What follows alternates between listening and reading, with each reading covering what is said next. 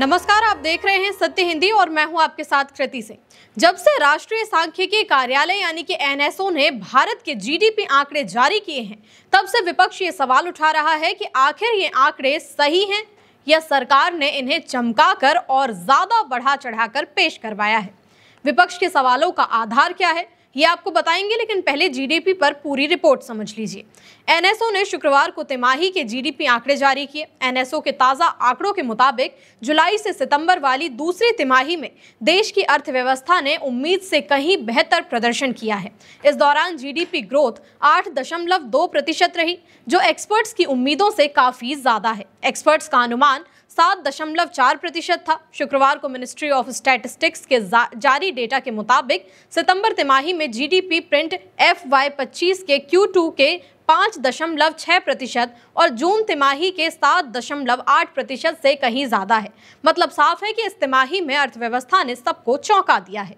लेकिन यहाँ गौर करने की बात यह है कि एनएसओ के आंकड़े आने के कुछ घंटे पहले ही इंटरनेशनल मॉनेटरी फंड यानी कि IMF ने अपने सालाना रिव्यू में भारत के राष्ट्रीय लेखा जोखा आंकड़ों में गंभीर खामियां बताते हुए इसे C ग्रेड में रखा हुआ है। इसी बात पर कांग्रेस ने सवाल उठाए हैं। कांग्रेस का कहना है कि ये अजीब बात है कि जीडीपी के आंकड़े ठीक उसी समय आए जब IMF ने अपनी रिपोर्ट में भारत के नेशनल अकाउंट्स को C ग्रेड दिया, जो सबसे नीचे के ग्रेड्स में से एक है। जयराम रमेश ने कहा कि ये नंबर अभी भी निराश करने वाले हैं। ग्रॉस फिक्स्ड कैपिटल फॉर्मेशन में कोई खास बढ़ोतरी नहीं दिख रही है। निजी निवेश में नई तेजी आए बिना ये ग्रोथ लंबे समय तक टिकने वाली नहीं है और ऐसी कोई गतिविधि नजर भी नहीं आ रही है। उन्होंने ये भी कहा कि जीडीपी डिफ्लेटर को गैर हकीकती तौर पर बहुत कम दिखाया गया है, जिससे महंगाई सिर्फ 0.5% यानी आधे प्रतिशत लग रही है। लेकिन जमीन पर करोड़ों लोग रोजमर्रा की चीजों की बढ़ती कीमतों से परेशान हैं और उनकी जिंदगी में ये महंगाई कहीं नजर नहीं आती। सरकार पर आरोप है कि महंगाई कम दिखाकर ग्रोथ को ज्यादा दिखाया जा रहा है। पी चिदम्बरम ने भी सवाल उठाया और कहा कि सरकार को ये बताना होगा कि IMF ने भारत के नेशनल अकाउंट्स स्टैटिस्टिक्स के अपने सालाना रिव्यू में डेटा को ग्रेड C क्यों दिया, जो दूसरा सबसे कम ग्रेड का है।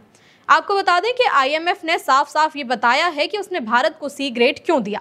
पहली वजह यह है कि आज की अर्थव्यवस्था पूरी तरह बदल चुकी है, लेकिन हम अब भी 13-14 साल पुराने तरीके से जीडीपी का हिसाब लगा रहे हैं। ये बिल्कुल ऐसा ही है जैसे नई सड़कें पुराने नक्शे से ढूंढने की कोशिश करना हो। इसी वजह से विपक्ष ही नहीं बल्कि दुनिया भर में इन आंकड़ों की सच्चाई पर सवाल उठते रहते हैं। आगे बढ़ने से पहले ये जान लीजिए कि मुख्य रूप से दो तरह की जीडीपी से आंकड़े निकाले जाते हैं। नॉमिनल जीडीपी मतलब आज के दामों पर देश की कमाई कितनी है, और रियल जीडीपी मतलब महंगाई निकालकर असली कमाई कितनी है। अब नॉमिनल से रियल जीडीपी निकालने के लिए एक चीज लगाई जाती है जिसे डिफ्लेटर कहते हैं। ये बताता है कि महंगाई कितनी है, ताकि जीडीपी में किसी भी महंगाई का हिस्सा हटाकर असली बढ़त पता चल सके। मान लीजिए अगर नॉमिनल जीडीपी 10% बढ़ी है लेकिन महंगाई 4% है, तो डिफ्लेटर बताता है कि असली जीडीपी सिर्फ 6% ही बढ़ी है।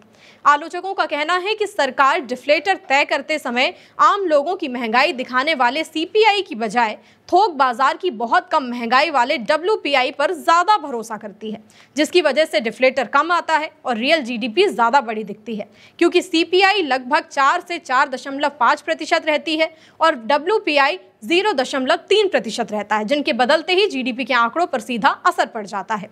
यानी डिफ्लेटर कम रखने से वृद्धि दर ज्यादा चमकदार दिखती है। आलोचना का कारण भी यही है।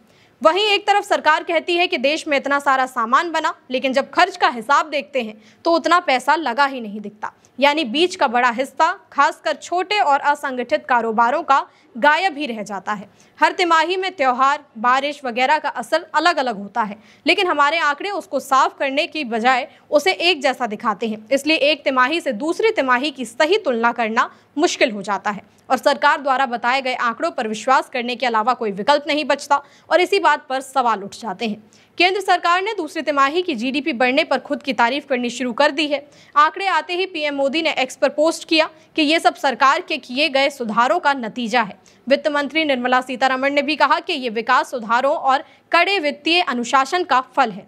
वहीं मुख्य आर्थिक सलाहकार वी अनंत नागेश्वरन का कहना है कि भारत अब लगातार 7% से ऊपर की विकास दर की तरफ बढ़ रहा है। लेकिन सरकार चाहे जितनी भी तारीफ कर ले, विपक्ष ने इन आंकड़ों पर सवाल खड़े कर दिए हैं। ये सवाल पहली बार नहीं है। पिछले कई सालों से उठ रहे हैं। जैसे 2019-20 में जीडीपी निकालने के तरीके को लेकर भी खूब विवाद हुआ था। आलोचकों का कहना है कि नॉमिनल जीडीपी और रियल जीडीपी के बीच का फर्क कुछ ज्यादा ही गड़बड़ लगता है।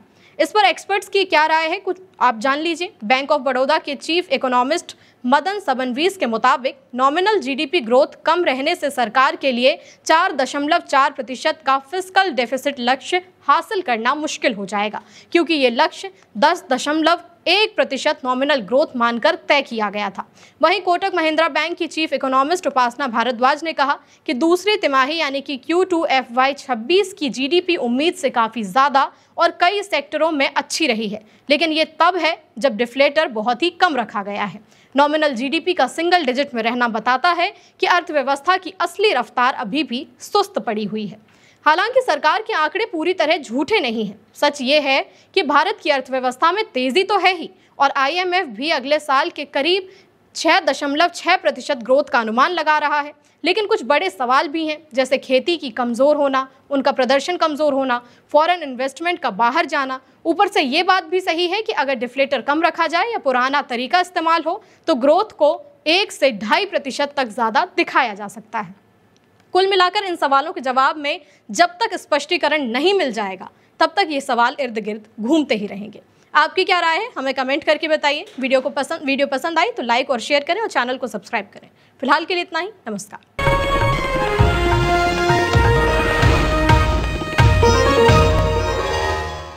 Copyright disclaimer under Section 107 of the Copyright Act 1976. Allowance is made for fair use for purposes such as criticism, comment, news reporting, scholarship, and research. Fair use is a use permitted by copyright statute that might otherwise be infringing.